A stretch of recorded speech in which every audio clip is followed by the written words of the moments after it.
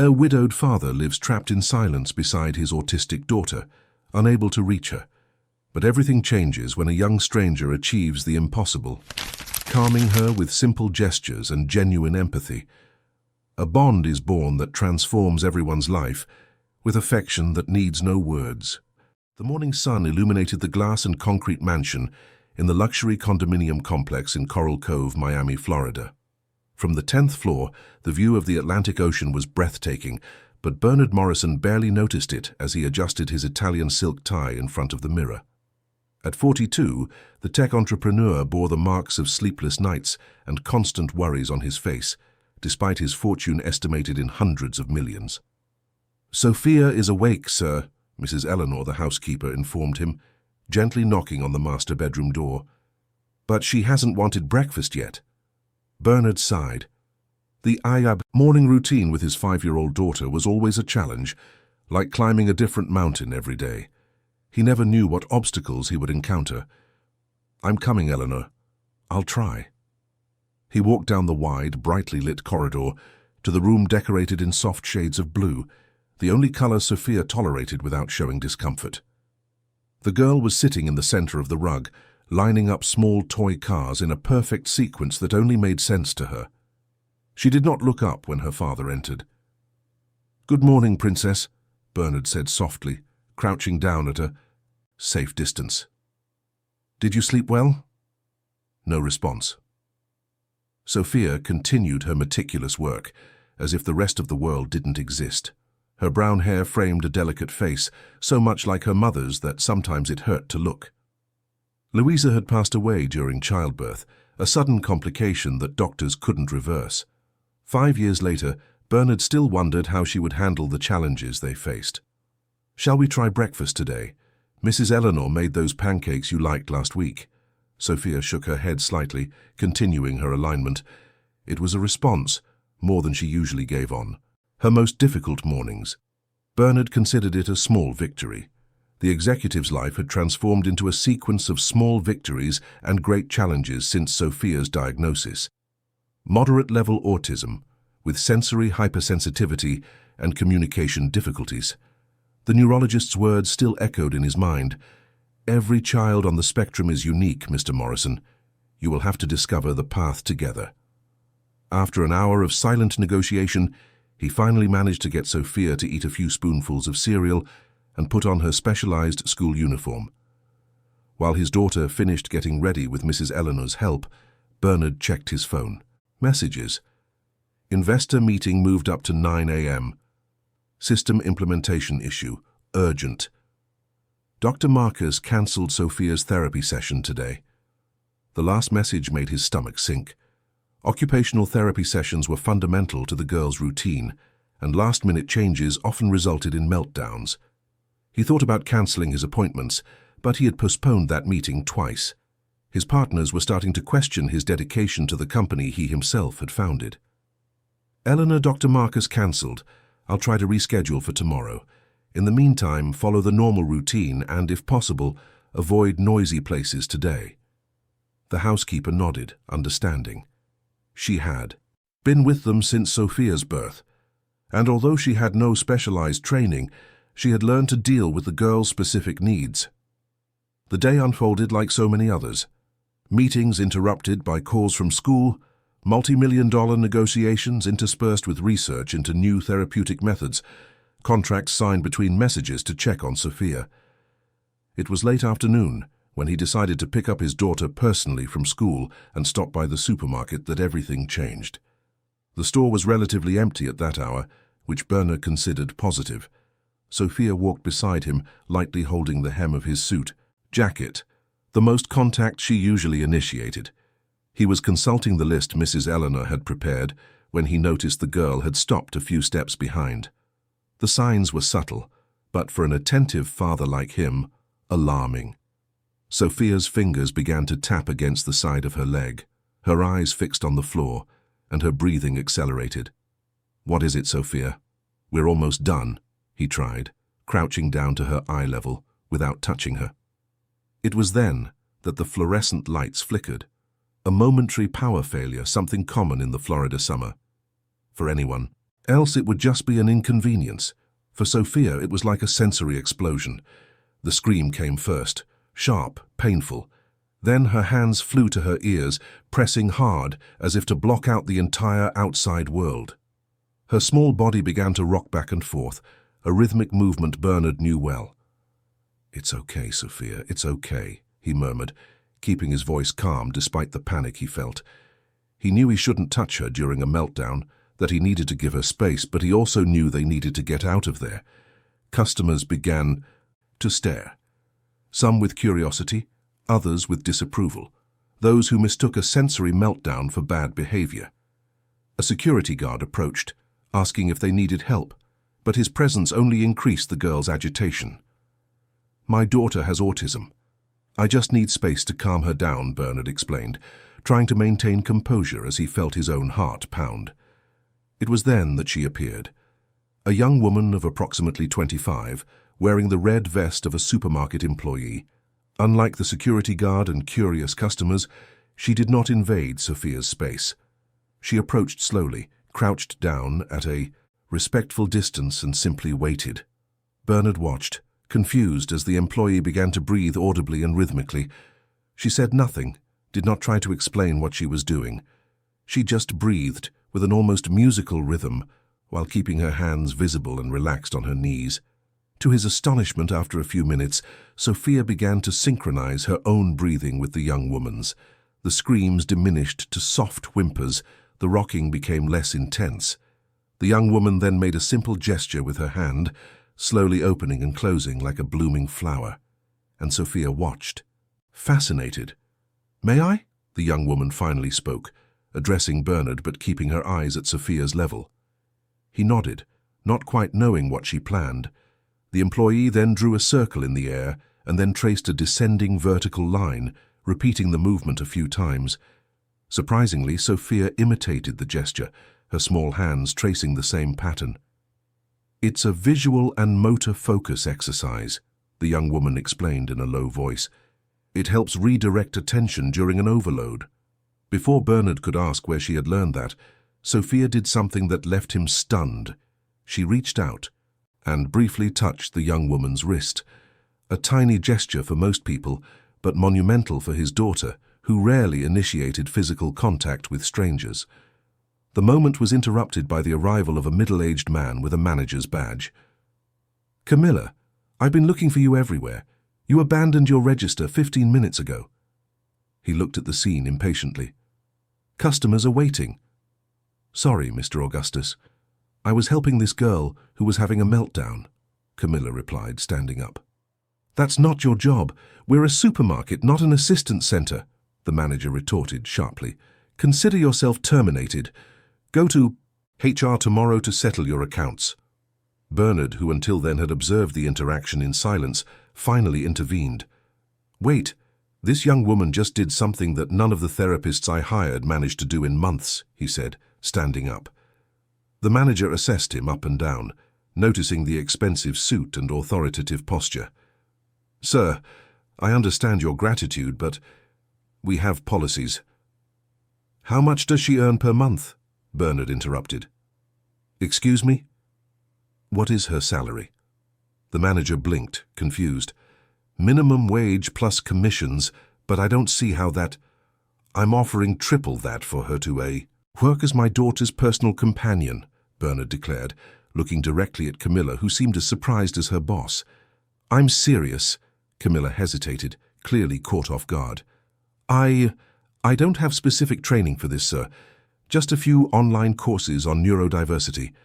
Bernard looked at Sophia, who was now calm, still repeating the gesture Camilla had taught her. "What you have," he replied, "no course teaches." Camilla Foster contemplated the luxurious building before her, feeling out of place in her simple dress bought especially for the occasion. After 3 days reflecting on the unexpected proposal, she had finally agreed to learn more about the job offered by the entrepreneur.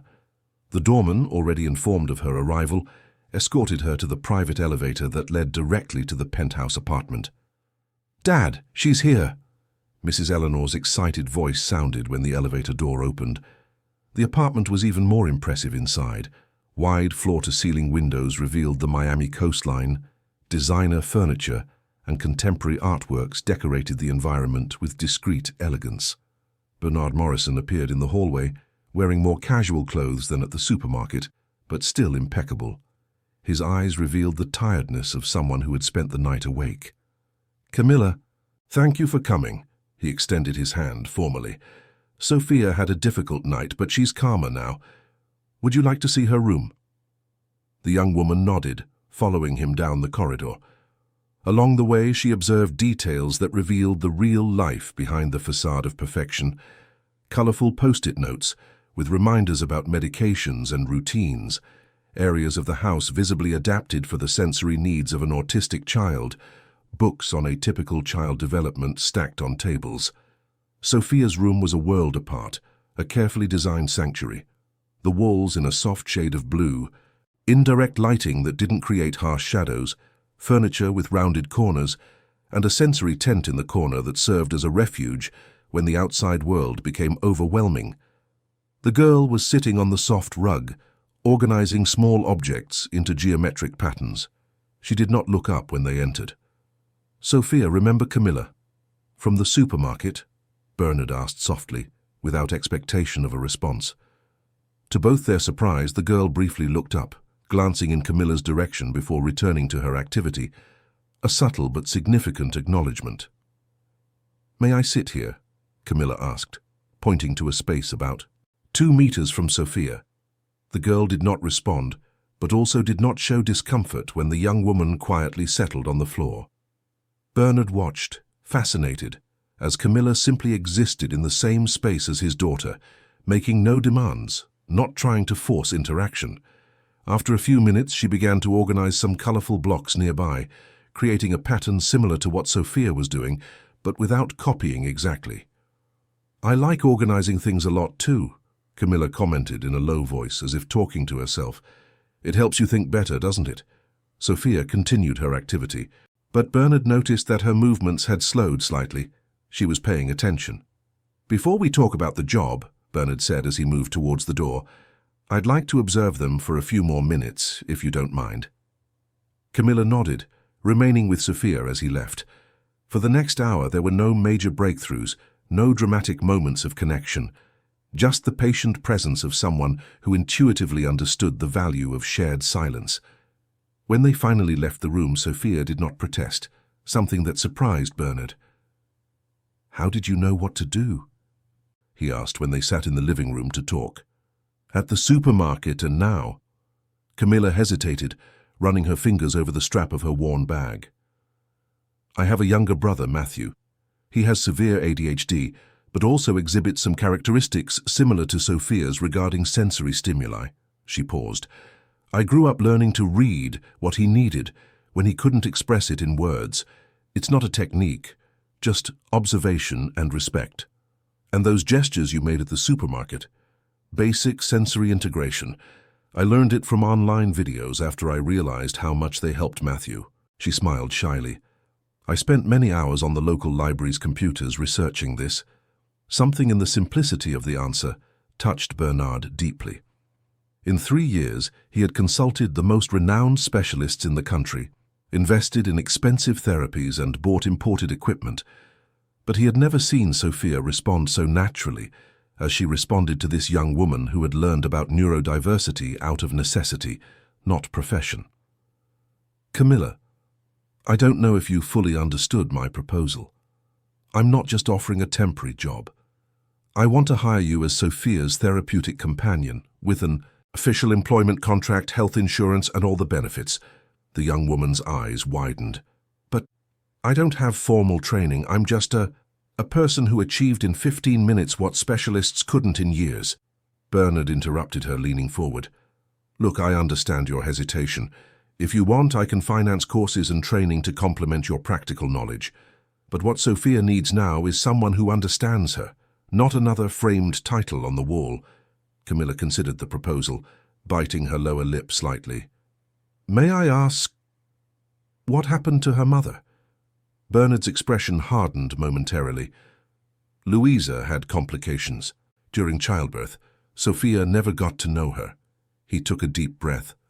"My mother-in-law blamed the doctors. I blamed fate, and in the midst of that blame game, we lost contact. Helen, Sophia's grandmother, lives in Charleston, South Carolina now. I'm sorry, Camilla replied sincerely. Since then I've done the best I can, but... He gestured vaguely, as if words were insufficient to express the magnitude of the challenge.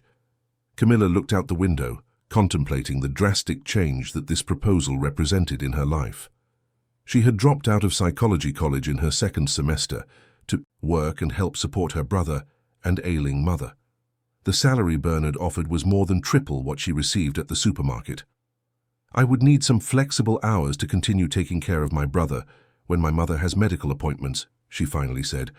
Bernard smiled, understanding that comment as acceptance. We can adjust whatever is necessary. When can you start? Monday, Camilla suggested. I need to organize some things at home. Thus began the new phase in the lives of the three. During the first few weeks, Camilla visited the apartment 3 times a week in 2-hour sessions. Progress was slow, without spectacular moments, but consistent. She brought homemade sensory objects, bottles with colored water and glitter, fabrics of different textures, small, low-intensity musical instruments, and let Sophia choose how and when to interact with them. Bernard, accustomed to immediate results in his business, had to learn a new way to measure success. The day Sophia allowed Camilla to sit closer. The morning she agreed to try a new texture. The afternoon she made eye contact for 2 seconds longer than usual. On a particularly significant day, after a month of work, Sophia handed Camilla a blue block, her favorite color, placing it directly in her hand. The gesture might seem trivial to those who didn't understand, but for Bernard, observing from the doorway, it was like witnessing a miracle. Thank you, Sophia, Camilla replied naturally, without overreacting, instinctively understanding that excessive enthusiasm could overwhelm the girl. That night, after Sophia fell asleep, Bernard invited Camilla for coffee on the balcony. The city sparkled below them, millions of lights against the dark sky. How do you do it? He asked without elaborating. Camilla understood the unasked question. I guess I can see the world a little bit like she does. Not completely, of course. No one can see exactly through another person's eyes. But I grew up translating the world for my brother, so I developed this mental muscle. You know what the other therapists did? They tried to bring her into our world. You do the opposite. You go to her world first. Bernard contemplated his cup for a moment. I think I forgot how to do that. The confession hung in the air between them, laden with a vulnerability the entrepreneur rarely showed. It's hard to be everything for someone, Camilla replied softly. Father, mother, therapist, teacher, no one can be all that alone without losing themselves along the way. Bernard nodded, feeling the weight of those words. Before I met you, I was considering hiring a full-time nurse, someone with every possible certification who would follow established protocols. He gave a humorless laugh. I'm so used to thinking that money solves everything. Money helps, Camilla observed pragmatically. Without it, many families don't have access to any kind of support, but in the end what really makes a difference is human connection. When Camilla left that night, Bernard remained on the balcony for hours, contemplating the city and rethinking everything he thought he knew about care and connection. In the next room, Sophia slept peacefully for the first time in weeks, clutching the blue block she had shared earlier, a small object that now carried the meaning of a bridge being slowly built between her inner and outer world. 3 months passed, and the Miami autumn painted the city with a golden light that streamed through the wide windows of the Morrison apartment. What had started as scheduled visits 3 times a week had transformed into an almost daily presence. Camilla now had her own set of keys and an adapted room in the apartment for days when she needed to stay overnight, when Bernard had commitments that kept him out late. The transformation in Sophia was subtle but undeniable. The girl still had her peculiarities, still communicated predominantly through gestures and expressions, but the frequency of her meltdowns had significantly decreased. Small rituals established by Camilla had become anchors in her daily life. The morning painting time, the silent music hour, when Camilla gently played a small xylophone that Sophia could feel more than hear. and the transition period before bedtime, when they practiced joint breathing. That Thursday morning, Bernard watched from the bedroom doorway as Camilla guided Sophia in an activity with natural paints she had prepared herself. "Look, we're creating an ocean today," Camilla commented as she gently mixed shades of blue and green in a shallow tray. "Want to make waves with your fingers?" Sophia contemplated the mixture for a few seconds before cautiously extending her index finger, touching the paint's surface.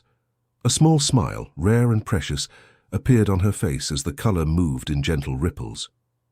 "It's calming, isn't it?" Camilla continued without pressing for a response. "Sometimes when I feel overwhelmed, I close my eyes and imagine I'm floating in the ocean." To the surprise of both adults, Sophia emitted a soft sound, almost a melodic murmur, as she continued to create patterns in the paint. Bernard felt a lump in his throat. It was the closest sound to a spontaneous vocal expression he had heard from his daughter in months. The neurologist had explained that Sophia had no physical impediments to speaking.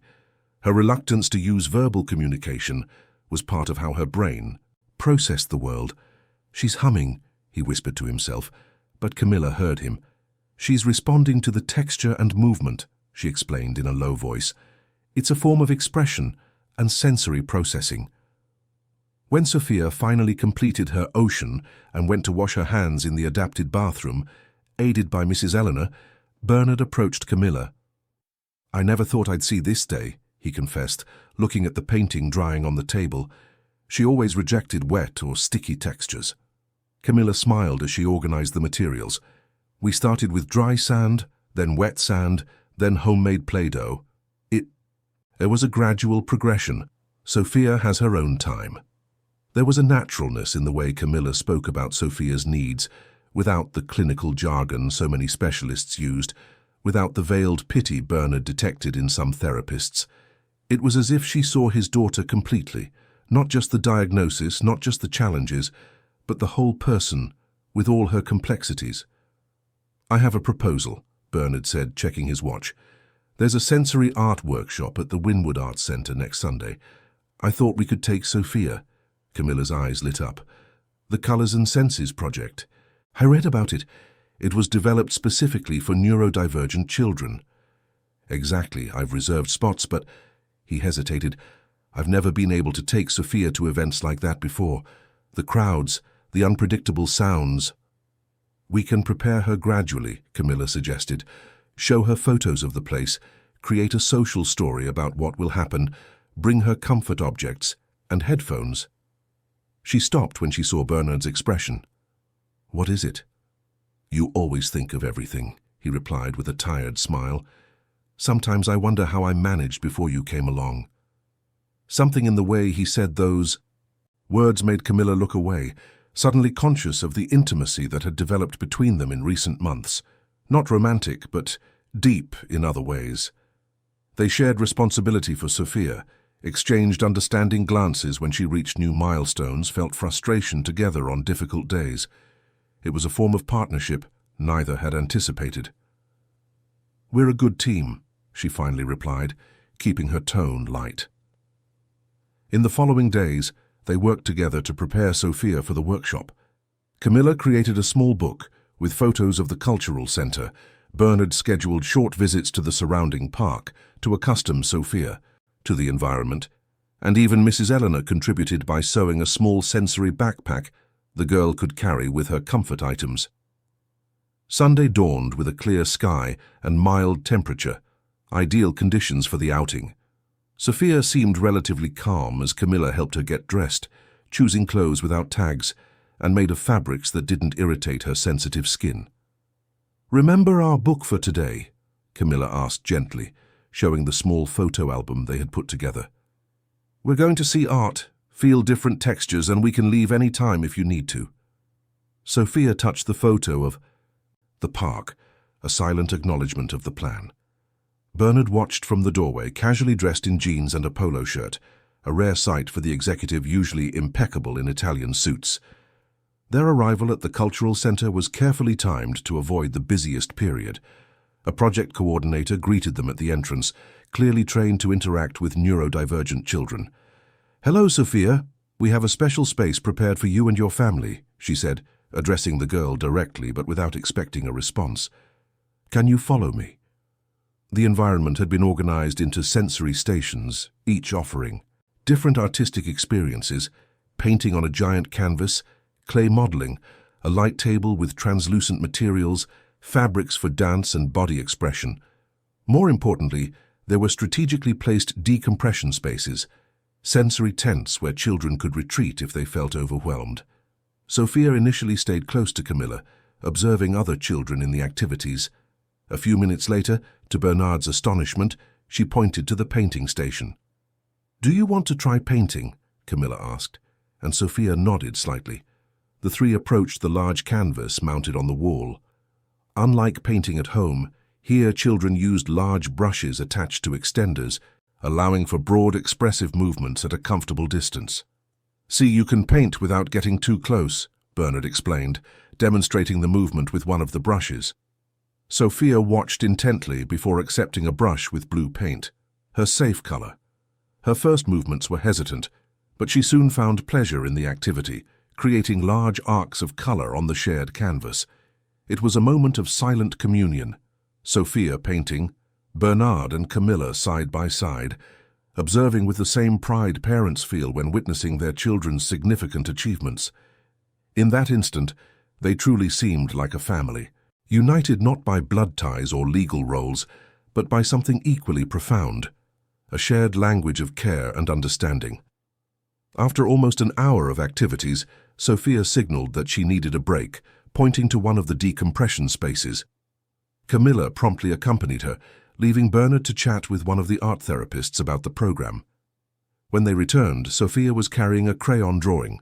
3 figures holding hands, a tall man, a smaller figure with long hair, and between them a small girl wearing what appeared to be a pink dress, a color Sophia usually avoided, finding it too intense. "Look what Sophia drew," Camilla showed the paper to Bernard, who examined it with growing emotion. "Are these us?" he asked, his voice slightly failing. Sophia did not respond verbally, but touched each figure with her finger. First the male figure, then herself in the middle, and finally the female figure that clearly represented Camilla. The art therapist, who was observing the interaction, commented softly, "The 3 figures are connected by their hands. It's a powerful representation of belonging." Bernard felt tears forming and disguised the moment of vulnerability by adjusting his glasses. "She chose pink," was all he could say. "A color that used to cause discomfort," Camilla completed, understanding the significance, "now associated with something positive." The rest of the day unfolded like a dream. Sophia participated in 2 more activities before showing signs of fatigue, and the 3 returned to the apartment, where the girl fell asleep almost immediately, still holding the drawing she had made. Later, on the balcony that had become the unofficial place for conversations between Bernard and Camilla, they shared a bottle of wine as the city lit up below them. The neuropsychologist said Sophia might never express symbolism through art, Bernard commented, looking at the copy of the drawing they had carefully preserved. He said her thinking was too concrete. "Specialists often underestimate what they don't understand," Camilla replied, contemplating her glass. "Any form of communication is valid as long as we are willing to learn the other's language." A comfortable silence settled between them, filled only by the distant sounds of the city. It was Bernard who finally broke it. "Camilla, I'm thinking of formalizing your position, not just as a therapeutic companion, but as—" He hesitated, searching for the right words. "As a permanent part of Sophia's life, our life." The young woman looked at him, sensing the seriousness in his eyes. "What exactly are you proposing? A guarantee? A lifetime contract? A trust fund for you? A stake in my businesses if you want? Whatever it takes for you to have security, and for Sophia to know that you won't just disappear one day." Camilla put down her glass, processing the magnitude of the offer. "Bernard, this is extremely generous, but also complicated. I can't accept something like that." "Why? It's what Sophia needs. It's what—" He stopped, avoiding completing the thought. "What you need?" Camilla asked gently. Bernard ran a hand over his face, suddenly looking older and more vulnerable than his usual controlled self.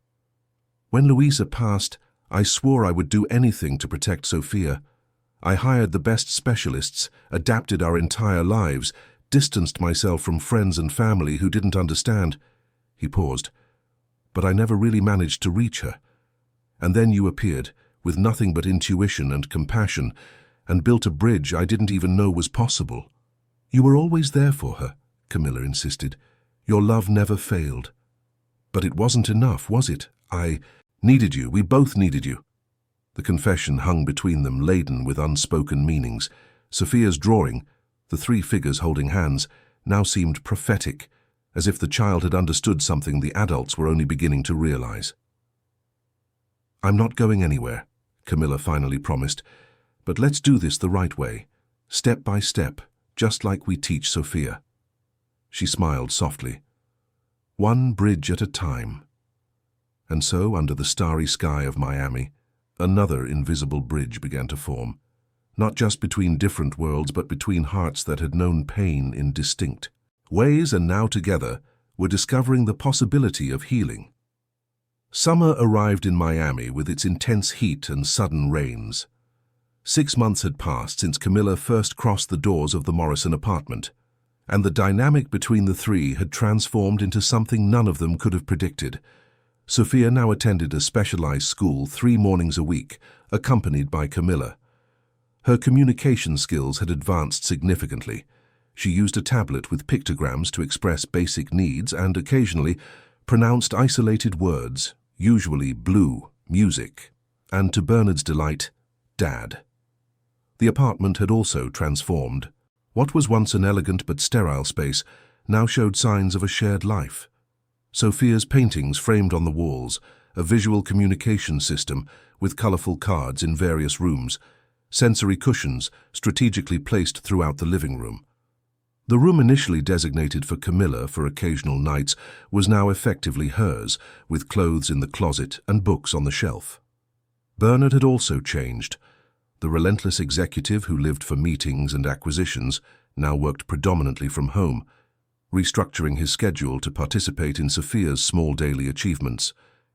His partners noticed the change, some with admiration, others with skepticism about his commitment to the company. That Wednesday morning, while Sophia participated in a music therapy session at a specialized clinic accompanied by Mrs. Eleanor, Bernard and Camilla took the time to discuss the girl's next developmental steps. The occupational therapist suggested we start introducing more activities in outdoor environments, Camilla commented, consulting her notes. Perhaps a weekly visit to the botanical garden? It's structured enough to be predictable, but offers new sensory stimuli. Bernard nodded, admiring the dedication with which Camilla documented every suggestion, every small progress. We can start next weekend. She's been doing well with our walks in the park nearby. I also thought about adapting the guest room as a complete sensory space, Camilla continued, showing some sketches she had made. With light projections, therapeutic musical instruments, a tactile wall. Consider it approved, Bernard replied with a smile. Hire the specialists you need. Unlimited budget.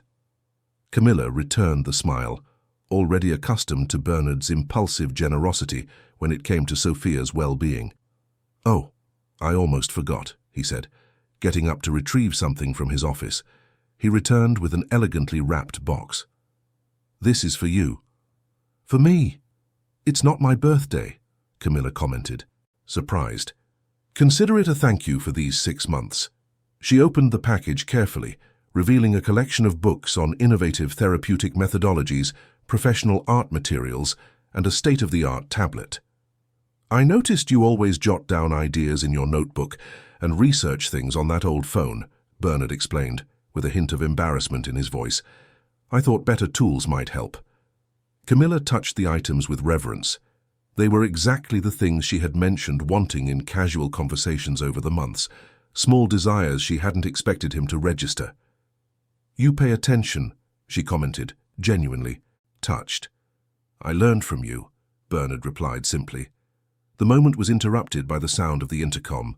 The doorman announced an unexpected visitor, Helen Allen, Louisa's mother and Sophia's grandmother. Bernard's expression instantly hardened. "What is she doing here? We haven't had contact in years." "Do you want me to ask her to come back another day?" Camilla asked, noticing the sudden tension. Bernard considered for a moment. "No. It's better we resolve this now before Sophia returns from therapy." Minutes later, an elegant woman of approximately 60 entered the living room. Her grey hair was impeccably styled, and her clothes indicated the same refined taste Bernard displayed. Despite her age, she maintained an upright posture and a penetrating gaze that, Camilla immediately noticed, Sophia had inherited. "Helen," Bernard greeted her coldly. "What a surprise." "Bernard," she replied in the same tone. Her gaze quickly passed to Camilla, assessing her from head to toe. "I didn't know you had company." "This is Camilla Foster, Sophia's therapeutic companion," he explained, deliberately offering no further information. "Camilla, this is Helen Allen, Sophia's grandmother." "Nice to meet you," Camilla said politely, extending her hand, which Helen briefly shook. "Therapeutic companion. I thought—" "Sophia attended the Neurosensory Institute," Helen commented. "She still does," Bernard replied. "Camilla complements their work here at home and accompanies her to school." Helen nodded, sitting elegantly on the sofa without being invited. "I came to Miami on business and decided it was time to see my granddaughter. 5 years is too long." "Time you chose to spend away from her." Bernard couldn't help the acidity. "We didn't receive a call, a birthday card, nothing." "And I didn't receive a single invitation," Helen retorted. "After you blamed me for what happened to Louisa, I never blamed you. You were the one who said I hadn't insisted enough for her to stay on absolute bed rest in the last few months." Bernard's voice rose. Camilla realized she was witnessing the continuation of an old conflict, with deep wounds that had never properly healed. "Perhaps I should leave you two alone," she suggested, standing up. "No," Bernard and Helen said simultaneously, which in other circumstances would have been comical. Helen regained her composure first. "Actually, I'd like to know more about the work you do with my granddaughter. I've read a lot about approaches for autistic children. In Charleston, I financially support a specialized clinic." Something in the way she pronounced autistic, with a slight hesitation as if it were a term she hadn't yet fully accepted, made Camilla feel a pang of concern. Still, she responded professionally, explaining her person-centered approach, Sophia's progress in recent months, and how they worked to expand her communication while respecting her own pace. "Impressive," Helen commented when Camilla finished. "And what is your background, dear?" "Camilla has a natural gift," Bernard intervened, sensing the trap in the question. "She built a connection with Sophia that specialists with decades of experience couldn't." "So, you don't have specific training?" Helen pressed, looking directly at Camilla. "I did 2 semesters of psychology before I had to drop out to work," Camilla replied honestly. "Since then, I've been taking online courses and studying on my own. Bernard has allowed me to attend workshops and conferences to continue learning." Helen raised an eyebrow. "I see. And you live here?" "Most of the time, yes," Camilla answered, maintaining a professional tone despite the clear judgment in the question. Consistency and routine is fundamental for Sophia. Before the conversation could continue, the sound of the elevator announced the return of Sophia and Mrs. Eleanor from the therapy session. The girl entered first, gently swaying her body in a movement that indicated moderate stimulation, not a meltdown, just the need to process the session's stimuli. "Sophia!" Helen exclaimed, quickly standing up and advancing towards her granddaughter. The abrupt movement and the unfamiliar voice made Sophia stop suddenly. Her eyes widened, her breathing accelerated, and her hands began the familiar tapping motion against the sides of her legs, the prelude to a sensory meltdown. Camilla reacted instinctively, positioning herself between Sophia and her grandmother without actually blocking the view, but creating a protective barrier. With fluid movements Bernard recognized from countless previous situations, she crouched down to Sophia's height, breathing audibly and making the gestures they had developed together for moments of overload. "It's okay, Sophia," she murmured. "Breathe with me. In, out, like the ocean waves we painted." The girl slowly focused on the familiar gestures. her breathing gradually synchronizing with Camilla's. When she was calmer, Camilla gently explained, "This is your grandmother, Helen, your mother's sister. She came a long way to meet you." Sophia briefly glanced in Helen's direction before looking away, a typical behavior that did not necessarily indicate rejection, just her natural way of processing new people. Helen, however, seemed visibly shaken by the reaction and the need for intervention. Is she always like this with new people?" "Sudden approaches are difficult," Bernard explained, keeping his voice controlled despite his irritation. "If we had been informed of your visit, we could have prepared Sophia properly." Helen nodded, clearly disconcerted. "I'm sorry. I didn't know." "Let's give her some time," Camilla suggested diplomatically. "Sophia, do you want to show your new color game to Grandma Helen? We can all sit on the rug." To everyone's surprise, the girl nodded slightly, heading to her favorite corner in the living room, where Camilla had set up a station with adapted games and materials. Helen looked at Bernard, who gestured for her to follow the girl. For the next hour, a temporary truce was established as everyone focused on Sophia. Camilla skillfully guided the interactions, creating opportunities for Helen to get to know her granddaughter without pressuring her. Sophia, in turn, demonstrated her adaptability, allowing her grandmother to sit nearby, although she kept her communication primarily directed at Camilla. When it was finally lunchtime, Sophia was already showing signs of fatigue with the new presence. Noticing this, Camilla suggested she rest in her room while Mrs. Eleanor prepared the meal. "May I accompany her?" Helen asked, visibly anxious to spend more time with her granddaughter. "Today would not be ideal," Camilla replied gently but firmly. "Routine is extremely important, and Sophia needs time to process new experiences. Perhaps tomorrow, after she has gotten used to your presence." Helen pressed her lips together, clearly disappointed but did not insist. As soon as Sophia left the room with Mrs. Eleanor, however, her true feelings surfaced. "So that's how it works? This young woman sort of decides who can or cannot approach my granddaughter?" she asked Bernard, without bothering to lower her voice. "Camilla knows Sophia's needs better than anyone," Bernard replied defensively.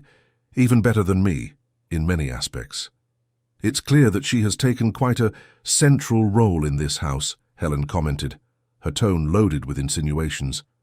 "I imagine Louisa would be surprised to see her daughter being raised by a stranger without formal qualifications." Camilla felt the sting but remained silent, recognizing that it was not her place to intervene in this family discussion. "Sophia is not being raised by a stranger," Bernard retorted, anger evident in his controlled voice. "She is being raised by me, with the support of someone who has shown more dedication and understanding of her needs than her own grandmother, who didn't even bother to get to know her until today." "Because you pushed me away," Helen raised her voice. "After everything that happened, you simply cut contact. And now I discover that my granddaughter, my own flesh and blood, is being cared for by an employee you found in a supermarket who doesn't even have proper training." "Helen, with all due respect," Camilla finally intervened, unable to remain silent in the face of the attack. "What Sophia needs is not titles or credentials. It's consistency, patience, and understanding of her unique way of experiencing the world. And who are you to decide what my granddaughter needs?" Helen turned to her, years of pain finding a convenient target. "A girl who couldn't even complete her own education. What kind of example do you think you're setting?" "Enough," Bernard interrupted, his voice louder than he intended.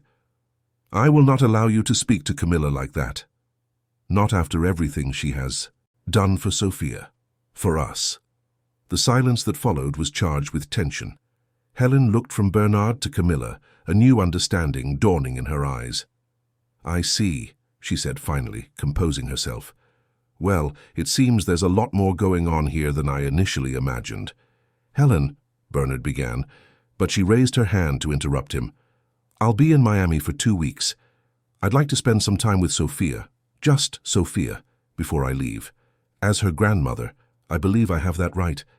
Bernard hesitated, torn between his reluctance to disrupt Sophia's carefully established routine and the recognition that Helen, despite everything, was family. "I'll consider it," he finally replied, "but any interaction will have to be gradual and respect Sophia's boundaries." Helen nodded stiffly, picking up her purse. "I'll be at the Cité. I await your contact to make arrangements." With a final assessing look at Camilla, she headed for the elevator and departed. The apartment seemed to breathe a sigh of relief with her exit. Camilla collapsed onto the sofa, only then realizing how tense she had been. "I'm sorry about that," Bernard said, sitting beside her. "It's not your fault," she replied. "She's hurt and worried about her granddaughter, which is understandable. That doesn't justify how she spoke to you." Camilla was silent for a moment, processing the confrontation. "What are you going to do? About her request to spend time with Sophia?" Bernard sighed deeply. "I don't know. On one hand, Helen is the only living link Sophia has to Louisa. On the other—" He didn't complete the thought, but Camilla understood. "On the other hand, Helen represented a threat to the stability they had so carefully built." "I think you should allow it," Camilla finally said, surprising herself with the suggestion.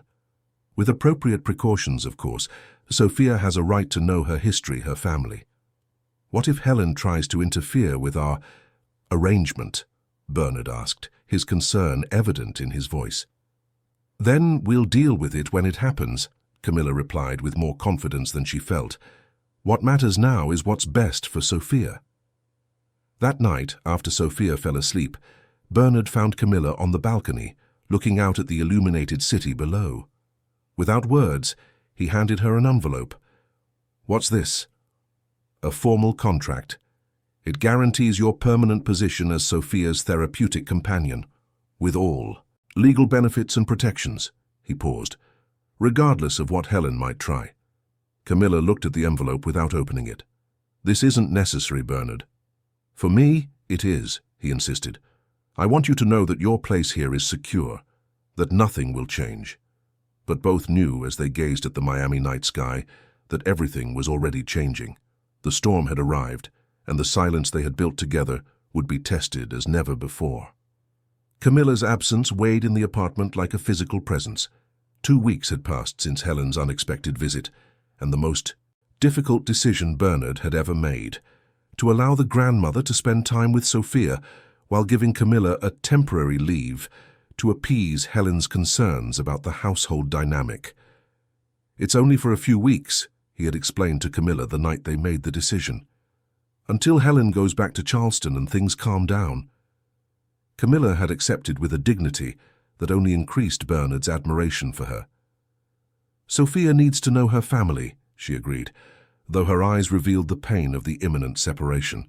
The farewell with Sophia had been carefully planned, a simple explanation that Camilla would visit her own brother for a while, a visual calendar to mark the days until her return, and the promise of regular video calls. Even so, the girl had shown her discomfort in her own way, regressing in some communication skills, refusing to use the pictogram tablet, obsessively guarding the blue stone necklace Camilla had given her as a protective amulet. In the apartment in South Beach that Bernard had rented for Camilla during this period, insisting that she should not return to the distant suburb where she previously lived, she spent her days in a mixture of worry and determination. She reconnected with former psychology professors, enrolled in online courses on therapies for neurodivergent children, and allowed herself, in the lonely hours of the night, to feel the longing she didn't allow herself to express during the day. That Sunday morning, Camilla was organizing her notes on a new communication method that could benefit Sophia when her phone rang. It was Bernard, unusual for that time. "Camilla, can you come to the apartment today?" The urgency in his voice was palpable. "What happened? Is Sophia okay?"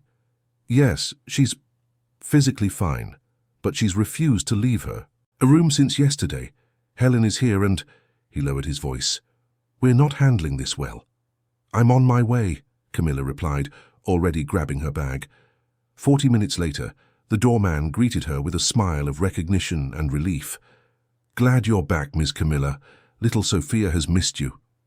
In the elevator, Camilla tried to organize her thoughts. She didn't want to seem critical or judgmental, especially in front of Helen, but her concern for Sophia outweighed any other consideration. The apartment door opened before she even rang the bell. Bernard was there, his face marked by sleepless nights and worry. "Thank you for coming," he said, embracing her briefly, an unusual gesture for their usually reserved relationship. "Where is Sophia?" Camilla asked, entering the apartment. "In her room. She refuses to come out, refuses to eat anything not prepared by Mrs. Eleanor, and only sleeps clutching that necklace you gave her." Camilla nodded, absorbing the information. "And Helen?" "In the living room. She's frustrated. The visits aren't going as she expected." In the spacious living room, Helen sat rigidly in an armchair, looking as elegant as on the first day, but with a new vulnerability in her eyes. "Miss Allen," Camilla greeted her respectfully. "Miss Foster," Helen replied, her tone softer than before. "Thank you for coming." The acknowledgement of her presence being needed, coming from Helen, surprised Camilla. "Is Sophia having difficulty with the changes in routine?" "She just shut down," Helen explained, her frustration evident. "I spent the entire week trying to get close to her, bringing gifts, telling stories about her mother, showing photos, but it's as if she's on another planet." Camilla nodded understandingly. "Sophia processes emotions and information differently. New people, new stories, especially emotionally charged ones like memories of the mother she never knew. All of that can be extremely overwhelming." "I tried the way I know how," Helen admitted, her voice breaking slightly. "I'm a grandmother to 3 other grandchildren in Charleston. I've never had trouble connecting with them." "Sophia isn't like your other grandchildren," Camilla explained gently, "and that doesn't make her any less wonderful or less capable of connection. It just means that connection happens in different ways, in her own time, following rules we need to learn." Helen looked at her for a long moment as if truly seeing her for the first time. "You really do understand her, don't you?" "I try every day," Camilla replied honestly. "May I see her now?" With Bernard and Helen's silent permission, Camilla went to Sophia's room. She gently knocked on the door and entered without waiting for a response, knowing the girl rarely responded to verbal calls. The room was partially darkened, the curtains closed, creating a cozy environment for Sophia's hypersensitive senses. The girl was sitting in her sensory tent in the corner, methodically organizing small objects into patterns that only made sense to her. The blue stone necklace was wrapped around her wrist. "Hi, Sophia," Camilla said, softly, sitting on the floor at a respectful distance. "I missed you." The girl did not look up immediately, but her fingers stopped moving, a sign that she was listening. Camilla waited patiently, letting the silence settle between them. After several minutes, Sophia finally looked up, her gaze briefly meeting Camilla's before looking away. "Blue," Sophia said, one of the few words she used verbally. "Yes, the blue necklace I gave you," Camilla agreed. "You took very good care of it." Sophia extended her arm with the necklace, a silent invitation for Camilla to approach. With slow, predictable movements, she moved closer until she sat at the entrance of the sensory tent. "Your grandmother Helen is here. She came a long way to meet you." Sophia shook her head negatively, a rare gesture of direct refusal. "I know it's hard," Camilla continued softly. "New people, new stories, new feelings. It's a lot to process all at once." The girl looked at her again, this time for longer, as if evaluating whether Camilla truly understood. "Helen," Camilla added, "is also learning, just as your father learned, just as I learned. We are all trying to find the best way to communicate with you." Slowly, Sophia picked up her communication tablet that had been abandoned in the corner of the tent. After a few moments of navigating, she pressed 2 pictograms in sequence, "feel" and "confused." "You're feeling confused by all of this," Camilla translated. "It's perfectly understandable." Sophia pressed another icon, "safe," the way she asked if situations or people were safe. "Your grandmother is safe," Camilla assured. "She loves you very much, even if she doesn't quite know how to show it in a way that works for you yet." The girl seemed to consider this deeply. Finally, to Camilla's surprise, she stood up and, still holding the blue necklace, walked towards the door. Camilla followed her in silence, understanding the implicit invitation. In the living room, Bernard and Helen interrupted their tense conversation when they saw Sophia appear in the doorway, Camilla a few steps behind. The girl looked at each adult in turn, processing the situation before walking determinedly to Helen. To everyone's astonishment, Sophia extended the blue stone necklace to her grandmother. "She's offering you her most precious object," Camilla explained in a low, emotional voice. "It's her way of saying she's willing to try." Helen looked at the simple necklace as if it were the most valuable jewel in the world. With trembling hands, she accepted the gift. "Thank you, Sophia," she said, her voice choked. "It's beautiful." Sophia nodded, satisfied, before returning to stand near Camilla. She positioned herself so she could maintain eye contact with the young woman while sitting near her grandmother, an intermediate position that communicated her willingness to interact as long as she had her safe haven nearby. The following days brought a new dynamic to the apartment. With Camilla's patient guidance, Helen learned to respect Sophia's pace and preferences.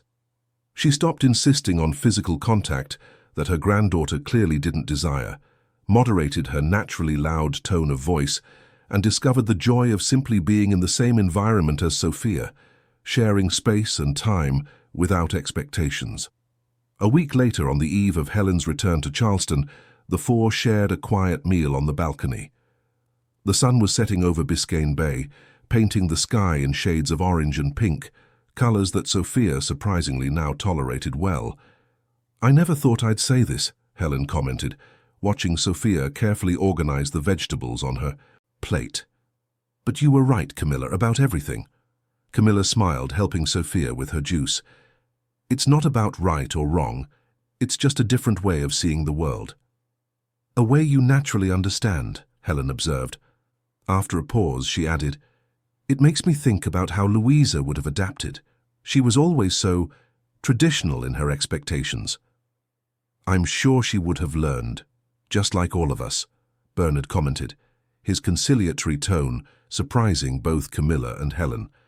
Later, after Sophia had been put to bed, a process that now included both Camilla and Helen, each contributing in her own way to the nighttime routine, the three adults gathered in the living room for a necessary conversation.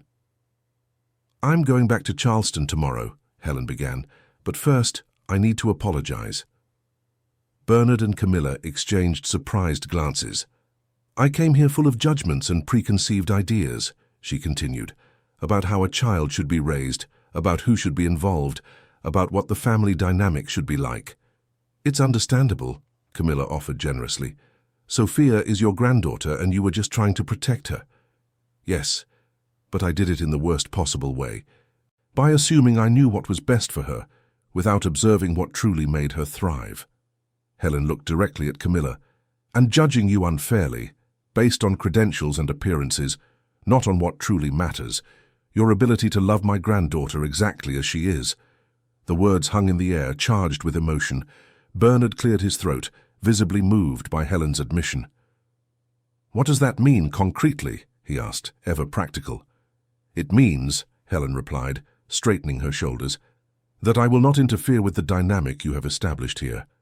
Camilla is obviously essential to Sophia's well-being, and it would be cruel and counterproductive to try to change that." "Thank you," Bernard replied simply. "But," Helen continued with a small smile, "it also means that I would like to remain a part of your lives if you'll allow me. Regular visits, video calls, a genuine reconnection, at Sophia's pace, of course." "That would be wonderful," Camilla replied sincerely. "Sophia deserves to know her grandmother, her family history." Helen studied her for a moment. "You are a remarkable person, Camilla Foster. My granddaughter is very lucky to have you in her life." Turning to Bernard, she added, "Both of you." "Ah." That night marked the end of one chapter and the beginning of another. After Helen's departure the next day, a surprisingly emotional farewell, with Sophia even allowing a brief hug from her grandmother, life in the apartment gradually returned to a new normal. 6 months later, on a sunny Saturday morning, Sophia surprised everyone by waking up and clearly announcing, "Camilla, Dad, park." It was the first complete sentence she formed spontaneously, and the choice of words did not go unnoticed by Bernard and Camilla.